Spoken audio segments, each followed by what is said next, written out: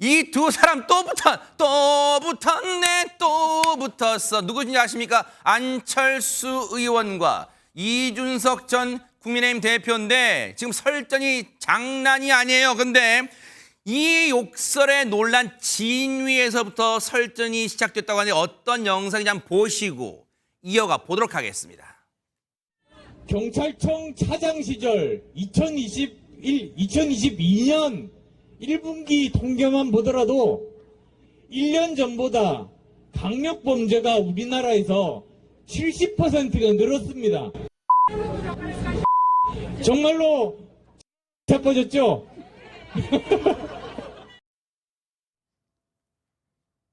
일단 여러분 감 잡으셨죠? 삐 했다는 것은 방송에서 들려드리기 부적절한 욕설 표현이라는 건데 일단 저 상황이 유세 중간에 나왔어요. 그러면 저것만 보면 시청자분들이 이다 많아서 대체 무슨 상황이길래 저런 거 하실 텐데 좀 설명 좀 해주세요. 네, 안철수 의원은 강서구청장 보궐선거 선대위의 상임위원으로 맡고 있었습니다. 상임 고문을 맡고 있었습니다. 네. 그래서 지난 9일에 이제 유세 지원차 같은 당 국민의힘 김태우 후보의 유세차에 올라서 이렇게 이야기를 한 겁니다. 저 옆에 김태우 후보가 있긴 있네요. 네, 네, 맞습니다. 근데 이 자리에서 상대당 후보인 진교훈 후보를 겨냥해서 이야기를 하다가 이런 상황이 벌어진 건데요.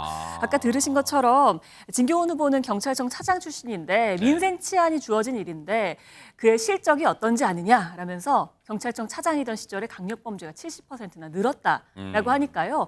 이 앞에 있던 시민이 이제 헛소리에 속된 말이죠. 해당 단어를 사용하면서 뭐뭐하고 자빠졌네라고 큰 소리를 낸 겁니다. 그러니까 안철수 의원이 바로 받아치면서 정말로 뭐뭐하고 자빠졌죠 라면서 웃었습니다. 그러니까 안철수 의원의 이 영상이 공개가 되자 안 의원의 욕설 논란이 된 겁니다. 그러니까 안철수 의원실에서 이제 해당 상황에서 안철수 의원이 좀 과열된 현장에서 나온 발언이기 때문에 유머로 좀 승화시킨 거다라고 해명하기도 했습니다. 네. 그런데 이준석 전 대표가 안 의원의 지원 유세 당시 이 발언을 라디오 인터뷰 때 꺼내면서 이 논란이 다시 불붙었어요. 한번 들어보시고 이어가 보도록 하겠습니다. 리더가 누구냐가 이제 여당은 문제거든요. 지금 혹시 유튜브로 보고 계신 분들이 있다고 한다면은 윤석열 대통령이 문제다 생각하시면 1번, 김기현 대표가 문제다 생각하면 2번, 3번 어제 유세차 올라가가지고 막말한 안철수 대표. 갑자기 진교훈 후보 디스한다고 자빠졌죠라고 했습니다. 유세차에서. 책임이 있다는 거예요. 선거 이 책임론에도 자유로울 수 없다 이 얘기를 한 거예요. 그런데 이 얘기를 듣고 안철수 의원이 가만히 있지는 않았던 것 같습니다. 이준석 전 대표를 당 윤리위에 제소하겠답니다. 그 얘기 들어보시고 이어가 보도록 하겠습니다. 안철수가 막말을 했다. 이번 선거에서 지게 되면 대통령 당대표 다음 세 번째로 제가 책임자다. 그렇게 거짓 뉴스를 퍼뜨린 겁니다. 내부 총질하는 구성원들은 해당 행위자라고 생각해서 저는 당 윤리위에 제소하겠다. 그렇게 말씀드린 겁니다. 당 윤리입니다. 국회 윤리가 아니라 당 윤리지만 어쨌든 당 윤리위에 제소하겠다는 것은 어떻게 하겠다는 어떤 심산일까요? 일단 뭐 강서구청장이 보궐선거에서 지금 국민의힘 내부에서 이런 얘기가 오간다는 게 굉장히 사실 참 국민의힘 입장에서는 별로 반성하는 것처럼 보이지 않는 것 같아서 굉장히 좀 볼썽사납다는 생각이 좀 드는데요. 1차적으로. 안철수 대표는 지금 굉장히 억울한 것 같아요. 그게 뭐냐면 아까 유세차에서 어떤 분이 욕을 하니까 뭐하고 자빠졌네 그러니까 웃으면서 본인을 향해서 그냥 이게 안철수 대표는 진교훈 후보한테 한 게 아니라 본인을 향해서 제가 이렇게 뭐하고 자빠졌죠라고 웃으면서 맞받아친 건데 이걸 내가 마치 진교훈 후보한테 욕한 것처럼 이준석 대표가 가짜뉴스를 퍼뜨렸다. 여기서부터 시작입니다. 그러니까 안철수 대표 입장에서 억울한 것 같은데 이준석 대표는 아까 그렇게 얘기했잖아요.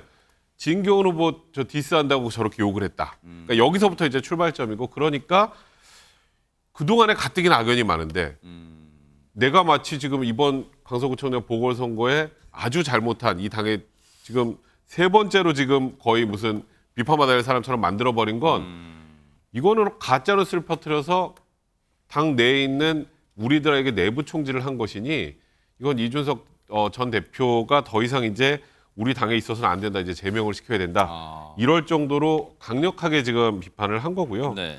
그래서 뭐 심지어 이준석 전 대표 제명 서면 운동까지 이제 전개한다라고 오늘 SNS에 올리기도 했습니다. 네. 이제 감정의 골이 깊다 못해서 이제 돌이킬 수 없는 수준까지 가버린 상황이 아닌가 싶네요. 네.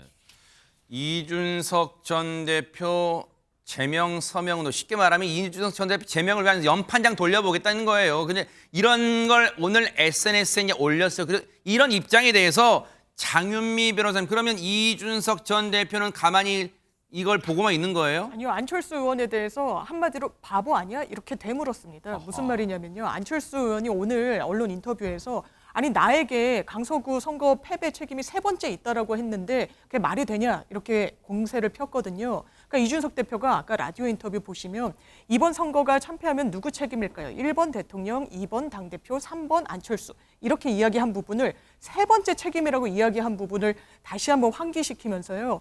아니 여태까지 많은 국민들이 안철수 의원의 정치적 역량에 대해서는 물음표를 많이 갖고 계셨을 거다. 하지만 정말 똑똑한 사람이라는 거, 지성이 높은 사람이라는 거에 대해서는 이론의 여지가 없었을 텐데 네. 이번 일을 계기로 지성을 좀 의심해봐야겠다라고 또 공세를 했고요. 나아가서 안철수 의원이 본인을 저격한 글을 다시 자신의 SNS에 링크를 걸면서 아주 이준석 제명 서명 운동을 전개하겠다라고 하는데 뭐뭐하고 자빠졌죠. 내용을 길게 쓰고 자빠졌죠라고 다시 한번 직격했습니다. 근데 이제 이거는 뭐 국민의힘을 지지하시든 지지하지 않으시든 간에 시청자 입장에서는요. 전현 평론가님, 이게 지금 이 정도로 두 사람이 확전을 벌일 일인가? 지금 그런 생각도 하실 것 같아요. 예, 그런데 사실은 정치 뉴스를 조금 보셨던 분들은 이거 처음이 아닌 것 같다 이런 생각이 드실 겁니다.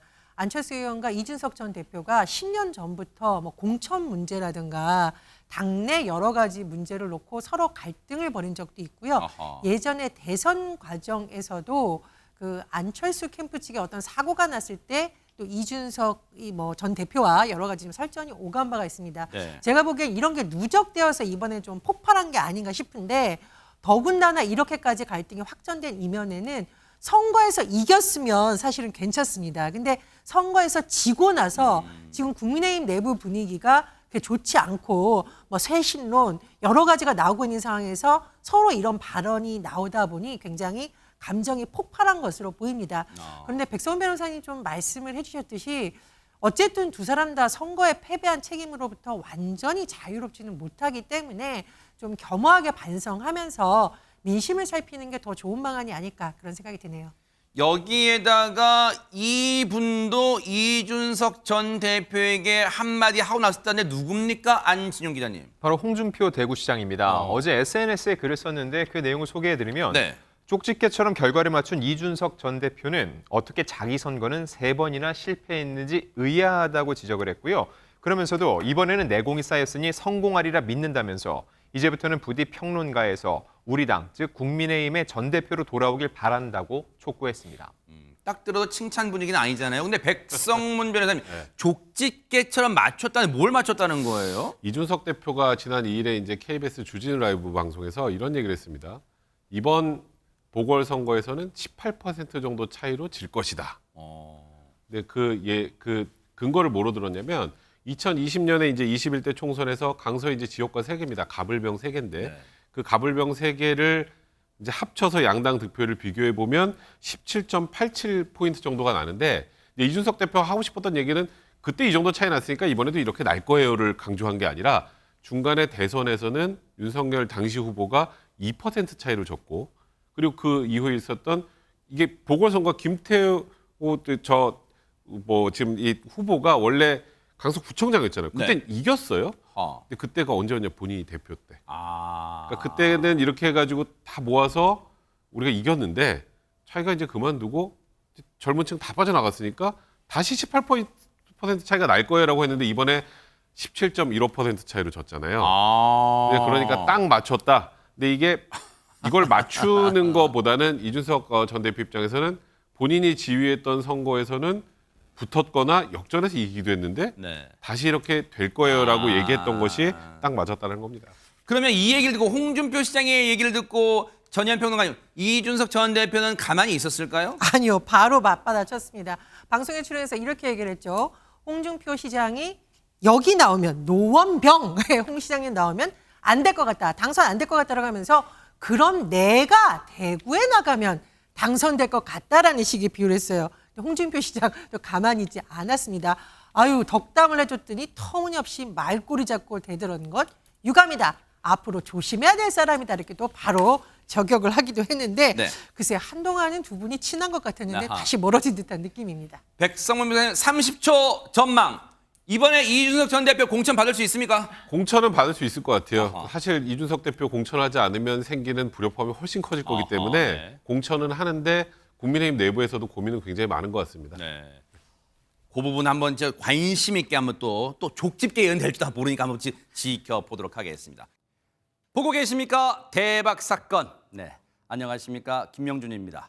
여러분과 함께하는 뉴스파이터. 다양한 소식과 뉴스를 보고 싶으시면 화면 오른쪽을 꾹 눌러 구독해 주시길 바랍니다. TV로도 유튜브로도 여러분께 한 발 더 다가가겠습니다. MBN 뉴스와 뉴스파이터를 사랑해 주셔서 고맙습니다.